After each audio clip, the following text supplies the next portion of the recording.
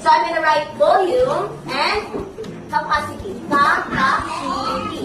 Okay? Let's start spelling. Tomorrow I'm gonna ask, what is the spelling? Okay, I know the word. P-O-L-U-M-E.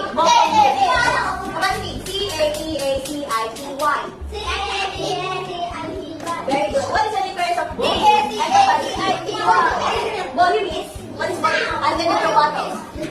It's when you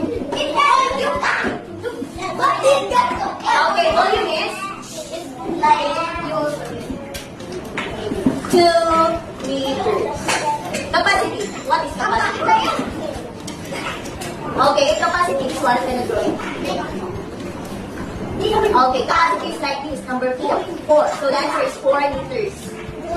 Capacity is the what? I'm gonna draw water here. Okay. So water.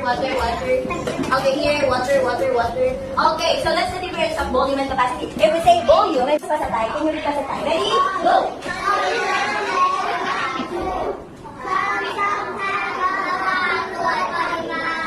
Okay, very good. I'm going to read example. Volume and capacity, relationship between units of volume. Next slide is the meaning of volume and capacity. Capacity is the amount of liquid. This one is the liquid. Maybe it's water, coke, juice, milk. Yeah. It's capacity.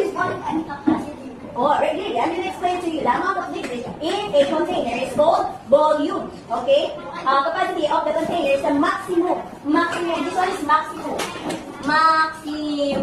Did you understand? Yes. Okay, so maximum. Okay, volume of liquid that the container can hold. Okay, for example, this bottle.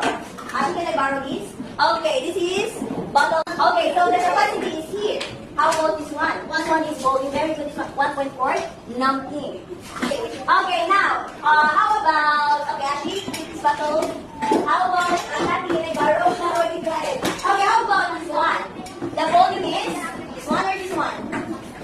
Okay, this one is capacity. Okay, this one volume.